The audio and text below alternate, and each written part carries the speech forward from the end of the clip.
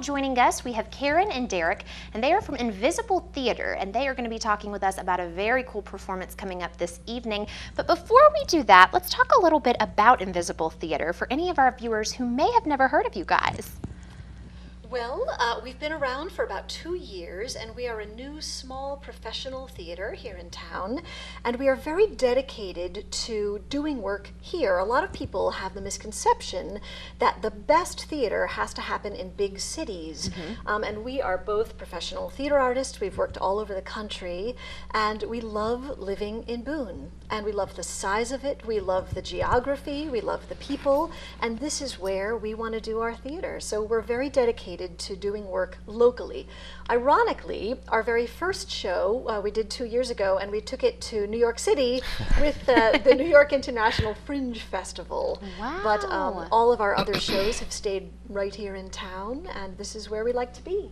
Fantastic. Perfect. Now talk with us a little bit about the name, Invisible Theater. Where does that come from? Director of some import over the last 40 or so years. His name is Peter Brook. He wrote a book called The Empty Space, in which he famously begins the book with, I can take an empty space, one person walks across it, another person is watching, and you have an active theater. That's all you need for theater. He also says in that book that theater is about making that which is invisible visible.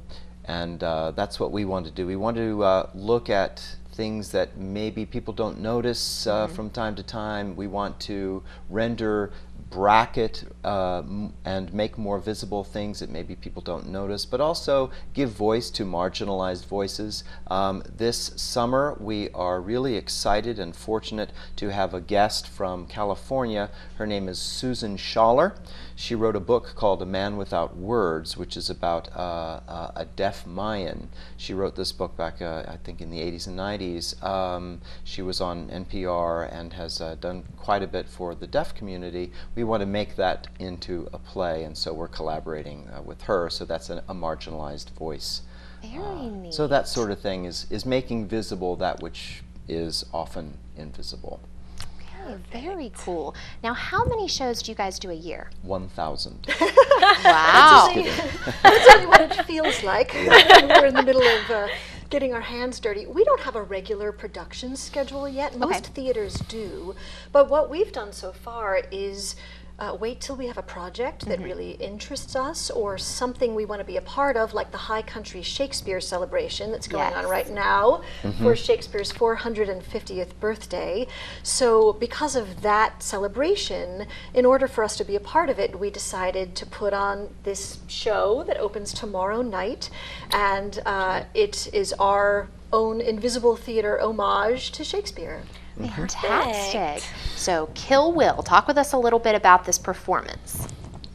Well, in a nutshell, the show is a collection of fight scenes from Shakespeare plays. In so many of his plays, there is glorious language and fascinating characters, and then you get the little stage direction that says, they fight.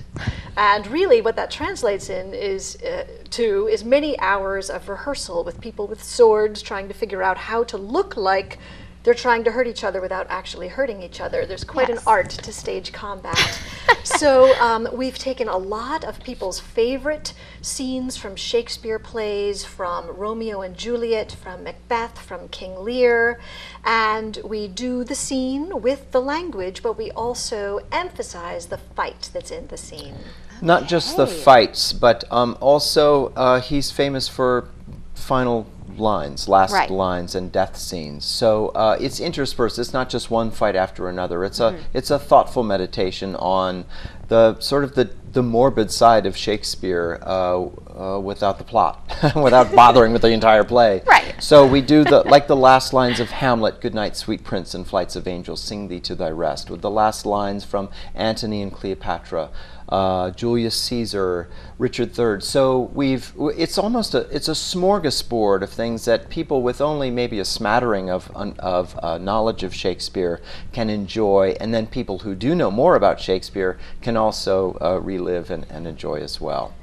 Okay. Nice. So we're going to get to experience a lot of Shakespeare's greatest works in this Yeah, performance. that's right. And some of his lesser works. He has a play that's not produced very often called Titus Andronicus, and it's a little gory. And in that we fight with many things, including pies. Oh my. And yes, so we are looking at all kinds of plays from Shakespeare, the ones people have heard of and know very well, and a couple of the more obscure ones. Very neat. Now talk with us a little bit about this sword fighting. Here in just a minute we are going to share a video with you guys talking a little bit about one of the scenes in the play. But how do you even begin to teach someone how to sword fight without getting hurt?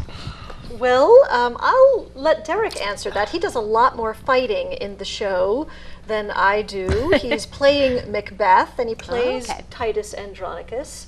What about that? Well, you have a large actor pool, and they fight and die every night, and then you just replace them, and you go at it. No, actually, maybe come see. But yeah, we have a number of fight choreographers who are certified in the art. It's quite an amazing art form itself. It's like choreography. They're dancers with weapons and sharp things. So we have Teresa Lee, who's a fight choreographer, and Jacob Daly, who's a fight choreographer, and Tyler Doc Pope, who all of them are really well-versed and studied choreographers, and they work us through. We started months and months ago on basic moves, sort of like a primer of a basic vocabulary of fighting, and then we'd slowly work so that was kind of in our bodies, and then we would inject those into the scenes themselves. So we'd say, all right, now remember this routine, now let's work that out in this moment in this play, and we would start telling the story through the choreography, and then we'd enhance it and add some tough stuff, and then bring it up to speed so that it looks like we really are trying to fight each other. It's a little dangerous. You got to know what you're doing. And then we also finally added a jungle gym thing, a scaffolding, which is really fun. So it has different levels, and a couple of the fights actually are using those different levels in a neat way. Well, this sounds like a lot of preparation. So how long have you guys been practicing, or I guess you would say rehearsal? Yeah. Well, it's been quite a few months now. When did we start the fights? Last winter. Yeah, I think in December and January we met to brush up our fight skills, and most actors who have any basic training have had some training with stage combat, because one never knows when it's going to come up in a show, whether you have to do a simple slap or if you're in the Three Musketeers and you have to do a whole sword fight. So it was mostly us brushing things up that we had studied a few years ago, or for some of us many years ago, and remembering that. But yeah, it's been since December and January. Wow. And we use broadswords and rapiers and sticks and axes and shields and knives and daggers. I mean, it's quite an amazing set of fights. And also pies. And pies. Now that, I think, is the coolest thing. Fighting with pies. Who doesn't want to be a part of that? I know. Yeah. Sounds great. But don't come on an empty stomach. Because you. Sounds good. Yeah. Well, we've been talking with you guys a lot about this stage combat. I know you're all dying to see a little bit of it. So we are actually going to share a little excerpt with you right now.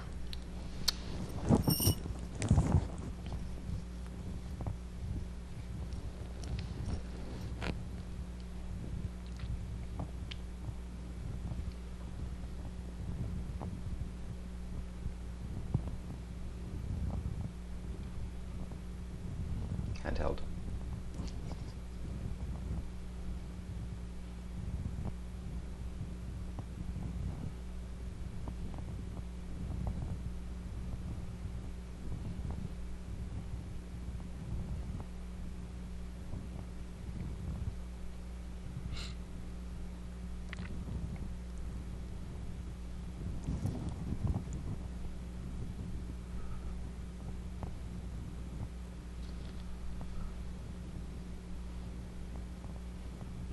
All right, so some impressive moves there. I have to know, how long is it? Is this hard to learn? Yeah. Don't try this at home. It is Exactly right. hard to learn, and you just saw Jake Daly and Doc Pope, two of our cast members and two of the fight choreographers for the show. And yes, it does take a long time. Derek and I have both done a lot of musical theater, and when one is learning dance choreography, it takes about an hour to learn 30 to 60 seconds of what you're going to perform, and that's just learning it, not fixing it and brushing Right. it up. And fight choreography is about the same way, except we do tend to be even more careful because there's much more danger involved. Right. And we embrace that paradox of looking like we're trying to hurt each other when we're really trying to take care of each other as actors and make sure no one actually gets hurt. Okay. Lots of preparation going into this. Now, how many are in this cast? 8. We have 8 people, 4 women and 4 men, and we're doing a lot of experimental things with casting. We have a scene from Romeo and Juliet, which has 4 of the male characters, but the 4 women are playing those male roles.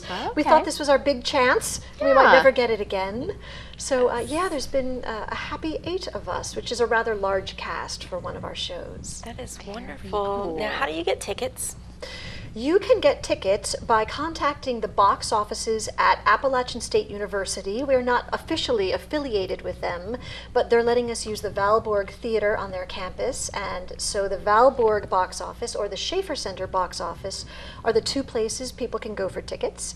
And you can call or visit the website, and it's pretty easy to find from the main page of ASU, or you can just get tickets before the show. Sounds Okay. great. And the Valborg Theater is a great space. It's very intimate inside, and it sounds like it'll be perfect for this. Yes, I think so. Although don't expect to sit in the front row because that's the splash zone. And we've marked it off so no one sits there and actually gets hurt with one of the swords. Okay. All right. The audience will be protected. Yes. And I should mention also, we're running April 23rd, 24th, 25th, and 26th. Okay. April 23rd is Shakespeare's birthday, so we're Yes. opening Okay. on his birthday. Fantastic. And performances, are they at 7 every night? They're at 7:30. Okay. And the show is about an hour, 20 minutes with no intermission. All right. Well, this sounds like a great show. We wish you guys the best of luck Thank opening you. tomorrow night on Shakespeare's 450th birthday. Very, very cool. Thank you guys so much. And we will be back right after these messages with more of the Mountain Television Network.